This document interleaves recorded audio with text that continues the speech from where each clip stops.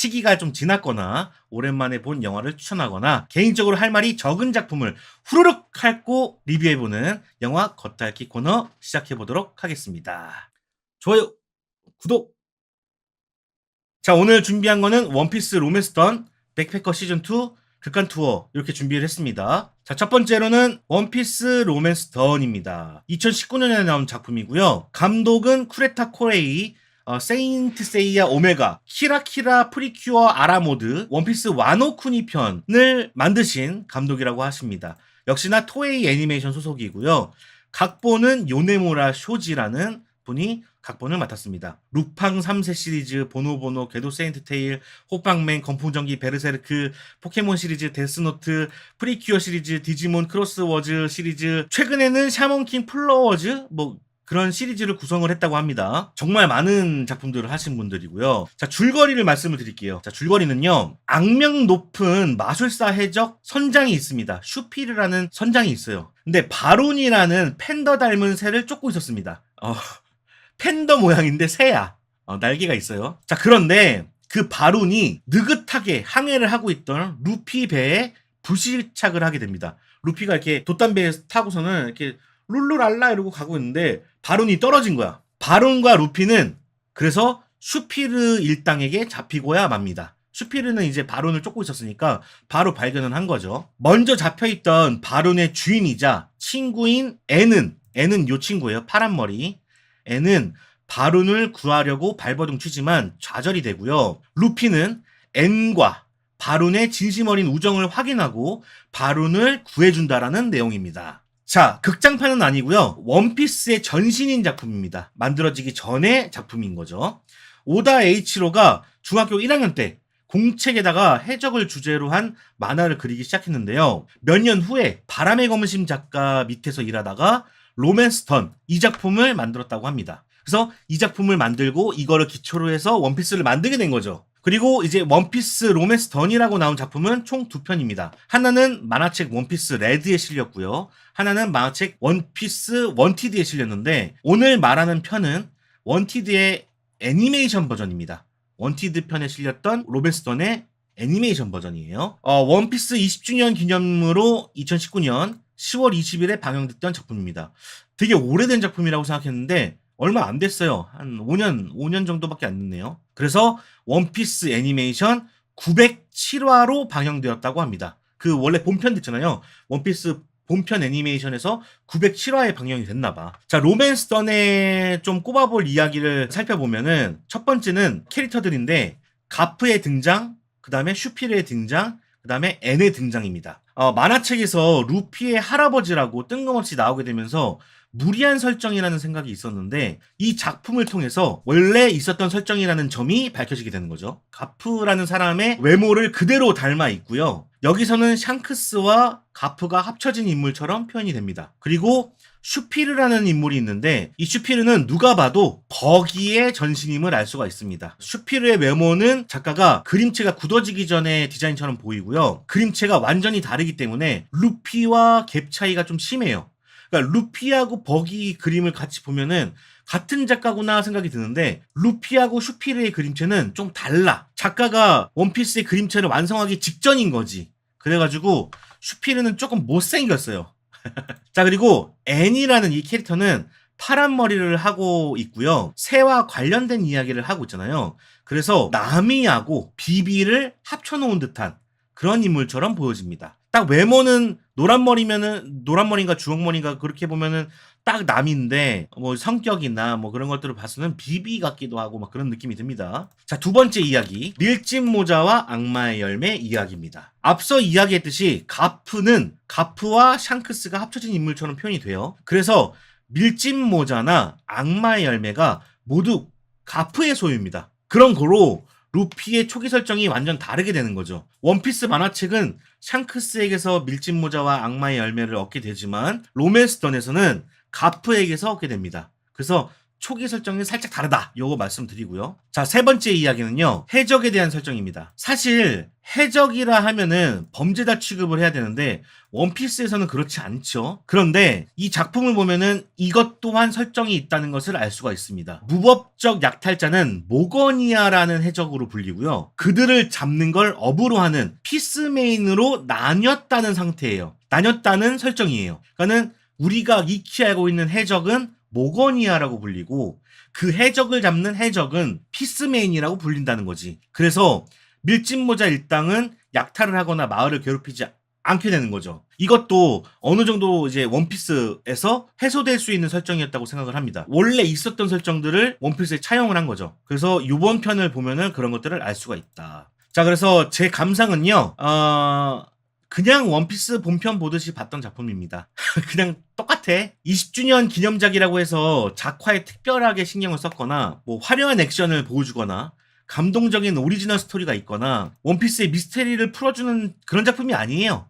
그냥 완전 단편이야. 원피스의 전신을 애니메이션화 했다에 더 중심을 두는 작품이라서 원피스 작가를 좋아하고 원피스라는 작품에 큰 의미를 두는 팬분들이 아니면 그냥 일반 TV 애니메이션 정도의 느낌이었다. 굳이 막 찾아볼 필요는 없는데 팬들은 좀 좋아하겠죠. 초기 설정이 있으니까. 그래서 추천을 드리면은 원피스 찐팬들 이번 작품을 보면은 기존 설정들을 좀 알 수가 있고, 그리고 이번 작품을 정리해 보면은 원피스 1화를 보면은 샹크스와 심파 포인트가 있잖아요. 한쪽 팔 이렇게 탁 하는 거.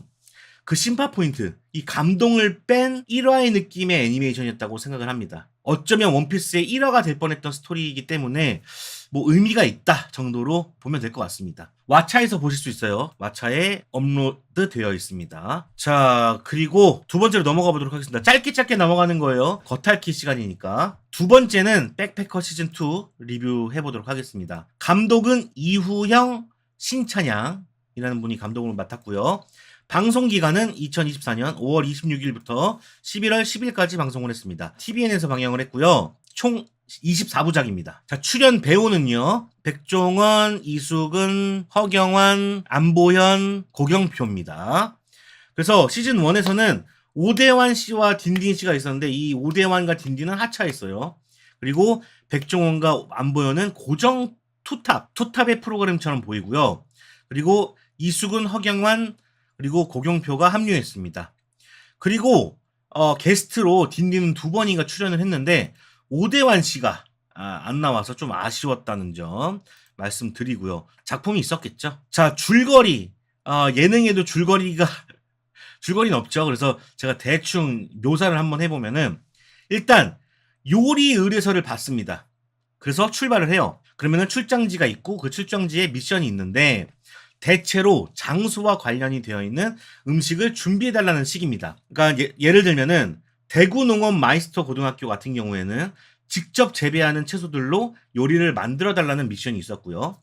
국방부 유해 발굴 감식단 같은 경우에는 한여름에 산에서 대체로 발굴을 하다 보니까 내려와서 밥을 먹고 막 그럴 시간이 없어. 그래서 차가운 요리, 더우니까 차가운 요리를 주문을 했고요. 그리고 국가기록원 같은 경우는 복원하는 분야가 있다 보니까 사라진 음식을 복원해달라. 그 시절 그 메뉴를 해달라. 뭐 이런 식입니다. 그래서 뭐 경양식 수프라든지 비빔만두라든지 콩불 같은 요리가 나왔습니다. 본편에 들어가면은 요리 시작 전에 장소와 조리실을 일단 둘러보고요. 거기서 영감을 받습니다. 그리고 메뉴를 정한 다음에 한 팀은 준비 작업을 들어가고요. 한 팀은 마트에서 장을 보죠. 그리고 메뉴 하나하나 따로 연출을 합니다. 뭐 콩불 따로, 콩불 딱 끝나면은 불고기 따로, 뭐 불고기 끝나면은 국 따로 이런 식으로 연출을 하고요. 메뉴 사이사이에는 출장지에 대한 정보나 인터뷰들로 채우게 됩니다. 게스트가 있으면 게스트도 한번 포커스 주고요. 실수가 있으면 실수를 포착해내서 그걸 백종원이 해결해 나가는 그런 방향의 연출을 보여주게 됩니다. 자, 식사 시간이 되면은 급식 형태로 배분하는 것을 보여주고요. 이후에는 손님들의 반응 위주로 나갑니다. 그리고 끝이 나면은 다음 요리 의뢰서를 보여주면서 끝이 나게 되지요. 자, 요 프로그램은 SBS에서 방영한 백종원의 골목식당에서 식당 문제를 개선했다면은 망남의 광장에서는 지역 음식 재료와 함께 대규모 배식을 했었죠. 이 백패커는 두 가지 장점을 모두 안고 있습니다. 지역 음식 재료를 쓰거나 많은 사람들의 반응을 보는 재미도 있고요. 특히 기존 대규모 급식에 대한 선입견을 깨거나 문제점을 간접적으로 제시를 하고 있습니다. 실제로 소방서 급식 단가가 3,000원대라는 점을 지적을 해가지고 급식비가 올라가기도 했죠. 뉴스에 나왔습니다. 얼마 전에. 그래서 순기능을 하고 있다. 그리고 관공서나 단체들을 소개를 하기도 하고요. 사회적 역할 등을 소개하기 때문에 우리가 잘 모르는 다양한 직업군들을 알게 되지요. 조보아 씨는 안 나와요. 조보아 씨는 안 나와요. 없습니다. 이 예능을 보면은 한 세 가지 정도의 이야기가 담겨 있는데요. 첫 번째는 대규모 배식입니다. 적게는 28명에서 많게는 500명의 배식을 하게 되는데요. 이 과정을 지켜보면서 급식에 대한 편견들을 말끔하게 사라지게 하죠. 그러니까 급식 같은 경우에 왜 맛이 없냐, 비용이 왜 이렇게 적게 드냐, 급식 스케줄 문제, 뭐 메뉴의 한계, 조리사들의 노동 문제, 뭐 이런 여러 문제에 대한 어려움을 낱낱이 보여주게 됩니다. 그래서 급식이 쉽지 않다는 것을 보여줌으로써 편견들을 깨는 거죠. 아, 급식이 이렇게밖에 될 수가 없는 구조구나.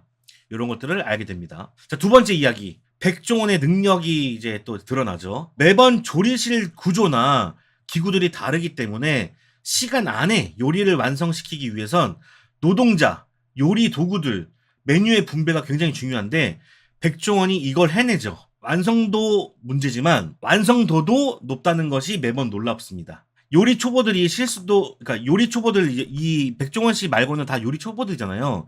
요리 초보들의 실수도 다 커버해버리기 때문에 사실상 백종원이 없으면 이 프로그램은 안 돌아간다고 봐야 될 것 같습니다. 백종원이니까 가능한 프로그램. 거기서 오는 쾌감이 또 있는 것 같아요. 자, 그리고 세 번째. 다양한 직업군을 소개한다는 거죠. 많이 들어는 봤지만 실제로 그 안에서 무슨 일을 하는지 제대로 모르는 경우가 태반인데요. 뭐 진천선수촌, 유해발굴감식단, 국립생태원, 국가기록원, 아리수정수센터, 교통센터 같은 편들이 좀 그러하죠. 그들의 직업 윤리나 직업에 대한 태도들을 보여줘서 굉장히 좋은 프로그램인 것 같습니다. 개인적으로는 워크맨, 전과자를 보면서 학생들에게 꼭 필요한 내 아이가 있다면 꼭 시청하게 하고픈 프로그램이라고 생각을 하는데 이 프로그램도 좀 마찬가지인 것 같아요. 그러니까 직업에는 귀천이 없다라는 말이 있긴 한데 2024년인 아직까지도 의사, 검사, 변호사, 사짜 직업만 돈만 많이 버는 직업들만 이 가치가 높은 것처럼 자꾸 표현을 하는 사회다 보니까 되게 안타깝거든요. 그런 직업들을 바라는 젊은 사람들을 보면은 젊은이들은 굉장히 불안하겠다라는 생각이 드는데 이런 프로그램들을 통해서 여러 가지 분야가 존재하고 다 나름의 사명감이 있다는 거를 느끼게 해주는 것 같아서 제가 개인적으로 자식이 있다면 보여주고 싶은 프로그램 중에 하나입니다. 그런 것들을 많이 소개해서 좋은 것 같아요.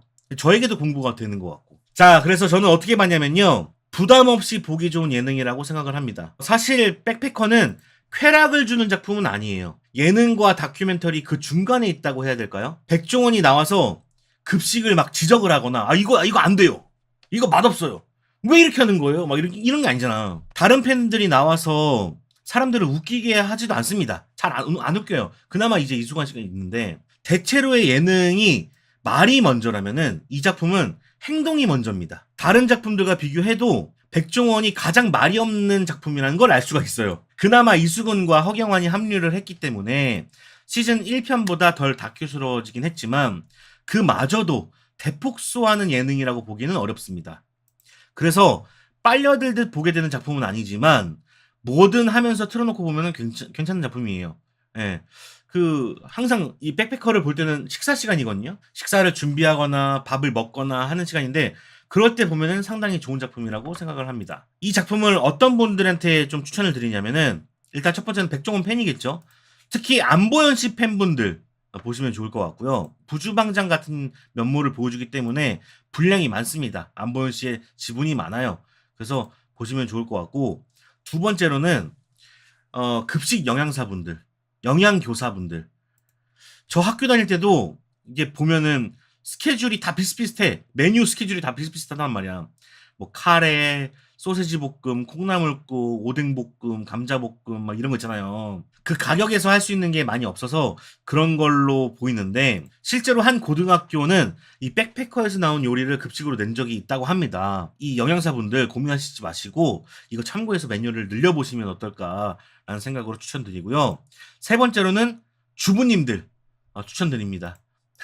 역시나 매일 메뉴를 고민하시는 분들이 주부님들이시거든요. 머리 터집니다. 저도 집에만 있기 때문에 거의 주부나 다름이 없거든요. 오늘 아침은 뭐 먹지? 점심은 뭐 먹지? 저녁은 뭐 먹지? 맨날 고민하는데 정말 지긋지긋해요, 정말. 이거 보면서 몇 개 따라 하시면 좋을 것 같고요. 저도 2개를 따라 해봤어요. 하나는 바나나 브릴레. 이거 굉장히 쉽고요. 그리고 찜닭 같은 거, 한번 보면서 해본 적이 있거든요. 그러니까 여러분들도 한번 메뉴 고민이시다. 그러면 요거 쫙 그 나무 위키에 여기 보면은 메뉴가 쫙 나와요. 바지락 빠에야, 초간단 바지락 볶음, 소고기 묵국 이거 나오잖아. 조기 양념구이, 4종 나물. 메뉴가 생각이 안 난다. 이거 보면 돼. 딱 찍어. 24년 오늘 12회 딱 찍어. 그럼 12회에서 감자밥. 오늘 감자 넣고 감자 밥 해야겠다. 이런 생각하면 되는 거지. 안 보셨구나. 1박 2일이나 팼던 느낌은 아니에요. 그냥 진짜 완전히 노동이라고 보시면 됩니다. 체험 삶의 현장이라고 보시면 돼요. 혼자 살면서 나 먹는 것만 고민하기도 머리 아픈데 남 먹일 것을 그러니까요. 네. 자, 그래서 백패커 시즌2는 이렇게까지 해봤고요. 자, 마지막 극한 투어 한번 해보도록 하겠습니다. 자, 이것도 많이들 안 보셨을 건데 제가 한번 소개를 드릴게요. 자, 감독은요 유수연, 백수진 외 6명입니다. PD가 총 8명인 거예요. 아마도 각자 여행하는 팀에 맞춰서 따로 PD를 편성한 듯 해요. 그러니까 그런 거지. 여기에 나오는 총 팀이 6팀인데 한 팀당 1명 이상씩 따라간 것 같아요. 그래서 한 팀 갈 때 PD가 2명이 붙거나 1명이 붙거나 이런 식인 것 같습니다. 그래서 PD가 8명이다. 자, 출연 배우는요. 박명수, 가비 여기 한 팀이고요. 박명수 팀이라고 할게요. 이은지 팀, 이은지, 립제이, 남이두, 이나연, 조세호, 우영, 강지영, 제이, 여행가 제이라는 분일 거예요. 이관희, 아모띠 이렇게 해가지고 6팀입니다. 자, 방송 기간은요. 2024년 9월 22일부터 11월 10일까지 방영을 했고요. 총 8부작으로 이루어졌습니다. 짧아요. JTBC에서 방영을 했고요. 아마도 이거 그냥 실험작 같은 느낌인 것 같아요. 8회까지 한번 해보고 반응 보고 한번 편성을 해보자 이런 식인 것 같아요. 자, 줄거리를 말씀을 드리도록 하겠습니다. 자, 줄거리는요. 6팀이 여행을 떠납니다. 박명수, 가비는 중국 충칭시, 중국 충칭, 그리고 이은지, 립제이는 태국 방콕과 치앙마이, 남이두와 이나연 씨는 대만 타이페이와 타이중, 그리고 조세호, 우영은 튀르키예 앙카라, 이스탄불, 강지영, 제이는 스리랑카의 콜롬보, 담불라, 하프탈레 이렇게 가고요.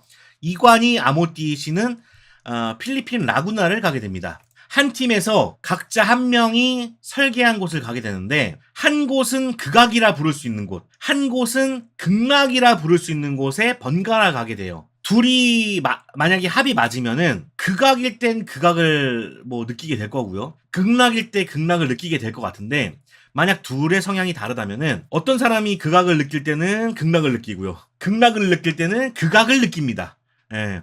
그래서 뭐 그런 재미난 점도 있습니다. 한 편에 2팀의 여행이 펼쳐집니다. 이 작품이 극락과 극악이라는 컨셉이 있기 때문에 우리가 보통은 가보지 못하는 곳이나 해보지 못한 것들을 위주로 소개를 합니다. 제가 배틀트립 시즌 1, 2, 짠내 투어, 뭉쳐야 뜬다 시즌 1, 2, 독박 투어 시즌 1, 2, 3, 여행의 맛, 텐트 밖은 유럽, 세계 테마의 여행 뭐 이런 프로그램들 굉장히 좋아하고 다 봤는데 대체로 겹쳐지는 포인트가 많이 있거든요. 그러니까 대만에 가면은 스펀에 가가지고 풍등을 날린다던가 홍콩에 가면은 미드레벨 에스컬레이터 타고 튀르키에 가면은 카파도키아 가가지고 열기구 타고 그렇게 비슷비슷한 그림들이 굉장히 많이 나오게 되는데 이 극락 투어는 극락 이렇게 극단적이어서 그런 건지 처음 보는 곳들이 많이 나와서 차별성이 있다고 보여져요. 다른 여행 프로그램들과는 차별성이 좀 있다. 아무도 가보지 않은 곳을 가려고 한다. 그게 장점이라고 봅니다. 그리고 매주 방송은 2팀씩 방영을 한다고 말씀드렸잖아요. 이게 근데 랜덤 방식이야. 1편에서 박명수 가비팀을 보았다 하더라도 2편에서 또 나오리란 보장이 없어요. 아무래도 편집팀이 여러 팀인가 보지? 거기서 빨리 편집이 되는 대로 트는 것 같아요. 그래서 빨리 편집이 되는 순서대로 방송을 하는 것 같습니다. 그래서 남이도 이나연 팀 같은 경우는 9월 19일 2화에서 방송이 되는데 11월 10일 8화 만에 다시 등장하는 상황이 펼쳐졌어요. 6화 만에 펼쳐진 거지. 6화 만에, 그러니까 2화에서 남이도하고 이나연 씨가 나와가지고 봤어. 여기서 무슨 꽁냥꽁냥 해. 그래서는 다음 편을 이제 봐야 되는데 다음 편을 보려면은 6주가 지나가 있는 거지. 강지영 편 같은 경우는 5화, 6화, 7화 연달아 방송된 것에 비하면 텀이 엄청 긴 거예요. 그래서 좀 개인적인 추측을 해봤죠. 분량이 많이 없었던 것으로 보입니다. 아무래도 진짜 커플이기도 해서 다투기도 많이 다툰 것 같거든요. 그잖아요. 출연자가 다투게 되면은 촬영할 수가 없잖아. 그래가지고 많이 잘려나간 것 같고요. 날씨도 굉장히 안 좋았고, 또 남이도 씨 같은 경우에는 여러 예능이 나오기는 하지만 전문 방송인이 아니기 때문에 다른 출연자들처럼 텐션을 올리지 못해가지고 쓸만한 장면, 그러니까는 여행을 잘 했겠지만 쓸만한 장면은 없었지 않았을까 생각이 들어서 많이 잘려나갔다. 그러니까 예고편에 나온 것만큼 뭔가 좋은 활약을 뭐 보여주진 못했다. 좋은 그림을 많이 보여주진 못했다. 예, 되게 짧아요, 내용이. 이 극한 투어 같은 경우는 두 가지 정도의 이야기를 하고 있는데요. 첫 번째는 극락과 극악. 앞서도 말씀드렸지만 극락과 극악을 왔다 갔다 온탕 냉탕을 막 오가는 여행 프로그램이다 보니까 이 방송을 보기 전에 생각했을 때는 극락과 극악은 결국 돈으로 갈리는 거 아닌가? 라는 생각을 했거든요. 예를 들면은 짠내 투어 같은 경우에는 그 설계를 가장 잘한 사람들한테 5성급 호텔 스위트룸을 뭐 빌려준다든가 최신 유행하는 라운지바를 간다든가 하는 식이었단 말이에요. 상품으로 그런 걸 걸었단 말이야. 다행히 근데 이 작품은 돈으로 때우는 방식이 아니었고요. 성향에 따라, 각자의 성향에 따라 누군가에게는 같은 상황이어도 극락일 수 있고 누군가에게는 같은 상황이어도 극악일 수 있다는 것을 보여주는 그런 것들로 배치를 했단 말이에요. 한마디로 여행도 취향이라는 것이 갈리고 같이 가는 사람이 누구냐에 따라서 가져가는 느낌도 다르다는 것을 보여주고 있습니다. 돈을 많이 들인다고 해서 어떤 장소가 좋다고 해서 명소라고 해서 좋은 것이 아니라 어떤 사람과 함께 하느냐, 어떤 성향을 가지고 있느냐에 따라서 여행은 갈릴 수 있다. 이런 말들을 하고 있습니다. 그래서 그런 점에서 오는 재미들이 좀 있다고 생각해요. 진짜 취향에 맞으면은 쭉 빨려 들어가서 보게 되는 경향이 있는 것 같아요. 근데 좀 취향이 안 맞으면은 건너뛰고 싶은 마음도 있어, 사실.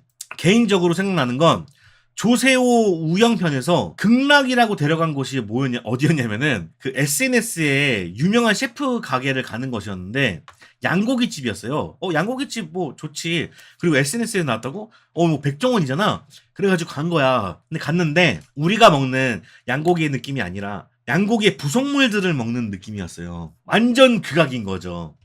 그래서 그 양의 삶은 눈알 뇌를 먹는 장면이 나오거든요. 주방장님 나와가지고 눈을 싹 파가지고 먹어봐 주는 거야. 되게 오바이트 쏠린단 말이에요. 그런데 조세호하고 이제 우영이 먹고 나니까 막 눈이 휘둥그레지면서 너무 맛있어 막 이렇게 얘기를 해버리니까 저도 먹고 싶은 마음이 막 들더라고요. 그런 것들이 막 극악과 극락을 막 오가는 게 굉장히 재밌습니다. 자, 두 번째, 체험 삶의 현장. 극악으로 고른 곳들이 대체로 노동력을 필요로 하거나 체력을 써야 되는 곳들이에요. 조세호 팀은 레스토랑 알바를 했고요. 강지영은 몇 시간 동안 에어컨도 없는 버스를 타고 달려야만 했습니다. 그래서 생고생들을 굉장히 많이 하는데 정글의 법칙 이후에 가장 고생을 많이 하는 예능이라고 생각을 했습니다. 사실 생각해보면 예전 예능들은 고생을 진짜 많이 했거든요. 어찌 보면 좀 가학적이라고 해야 되나? 무한도전 같은 경우에는 전철이나 목욕탕 배수구와 싸워야 했고요. 1박 2일 같은 경우에는 밖에서 재우거나 밥을 안 줬죠. 지금 생각해보면은 가학적이긴 한데 그때가 진짜 재밌었던 것 같아요. 저는 개인적으로. 연예인들을 사지로 몰아넣고 생존하게 만들고 재미를 뽑던 시절. 근데 그 반면에 그런 생각도 드는 것 같아요. 저 정도 고생이면은 저런 출연료를 받아도 되지 않나 싶었던 시점이 있었다고요. 근데 지금 예능은 이런 거 저런 거 신경을 많이 써가지고 많이 순해졌죠. 그래서 예능이란 장르에서 웃음이 아예 사라져버린 느낌이 들어요. 제가 최근까지 보던 예능을 말씀을 드릴게요. 최강야구, 푹 쉬면 다행이야, 신발 벗고 돌싱포맨, 골땡이여, 꼬리에 꼬리를 무는 그날 이야기, 나 혼자 산다, 삼시세끼, 놀면 뭐하니, 아는 형님, 독박투어, 런닝맨 1박 2일, 미운 우리 새끼, 뭉쳐에 찬다, 계획 콘서트, 심야의 당행 이렇게 보는데요. 정말 많이 보죠? 정말 이렇게 보는데 여기서 찐웃음을 짓는 작품이 독박 투어 하나예요. 내가 진짜 웃는 경우는 독박 투어 하나라고. 그나마 좀 고르면 푹 쉬면 다행이야 정도? 툭 하면 족구하고, 툭 하면 시민들 만나서 이야기하고, 누구 관찰하고, 되게 지겹지 않나요? 그 중에서 극한 투어는 절 웃음 짓게 하는 생고생 작품 중에 하나입니다. 생고생 예능 하나 생겼다, 뭐 그런 의미가 있어요. 그래서, 끝난 게 너무 아쉽습니다. 시즌2가 돌아왔으면 좋겠다는 생각을 해보면서. 요즘 제일 날로 먹는 방송이 VCR 보면서 리액션, 그니까요. 저는 그런 거 보면서 보긴 보는데 진짜 얻을 거 하나 없는 그런 느낌이 들거든요. 가끔 보면은. 다투는 거 연출이었다고요? 진짜로? 자, 저는 그래서 어떻게 봤냐면요. 앞서 말씀드린 것처럼 저는 꼭 시즌2를 해줬으면 좋겠다고 생각을 합니다. 진짜 이렇게 돈 아까운 작품이 아니었어. 이렇게들 고생을 많이 하는데 이런 건 봐줘야 되지 않나 이런 생각이 드는 작품이었다고. 재밌게 봤고요. 사실 출연진을 보고서는 좀 갸우뚱했어요. 박명수 가비 조합이 좀 생뚱맞았다고 생각하거든요. 남이두 이나연은 또 이제 사실 잘 모르는 출연자였고, 이관희 아모띠도 사실 모르는 조합이었어. 이관희 씨는 제가 농구를 보기 때문에 농구 선수인 건 알았지만 아모띠 씨를 또 몰랐단 말이야. 6팀 중에 2팀이 생소하고요. 또 가는 나라도 개인적으로는 진짜 생경한 뭔가 스리랑카 막 이런 데를 간다고 하니까 기대를 하나도 안 했던 이상한 프로그램이 있단 말이야. 근데 막상 까니까요.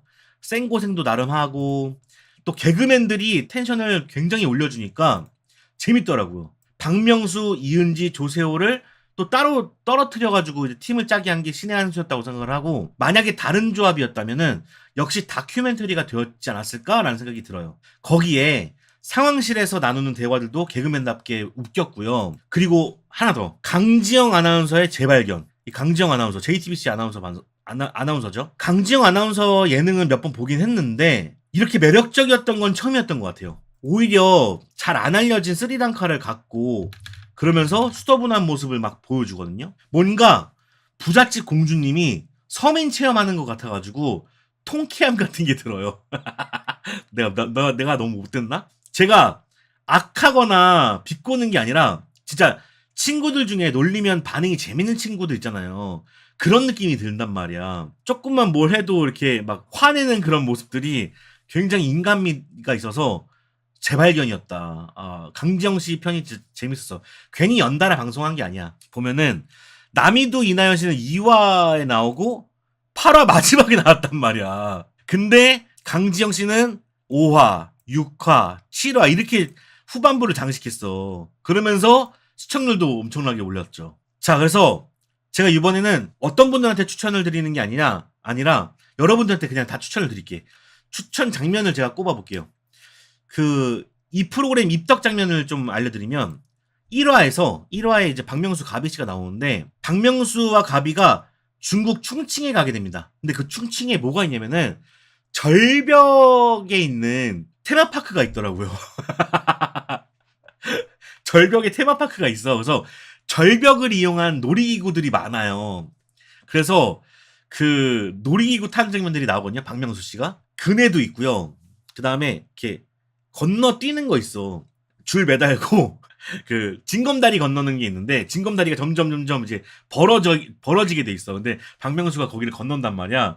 그 장면 정말 압권으로 재밌고요. 두 번째는 2화에서 이은지 립제이 씨가 나오는데, 이 이은지 씨가 태국 부잣집 파티에 초대가 됩니다. 그래서 이은지 씨랑 립제이랑 그 파티에 초대가 돼서 가게 돼요. 근데 거기에 이제 태국에 사는 부잣집 남자들이 있단 말이야, 거기에. 근데 그 남자들한테 그 찝쩍거리는 장면들이 있어요. 이은지 씨가 그 남자들한테 툭 하면 내가 당신 사랑한다 그러고 막 그런 장면들이 있단 말이야. 그거 보면서 야, 이 사람은 부끄러움이란 게 없나?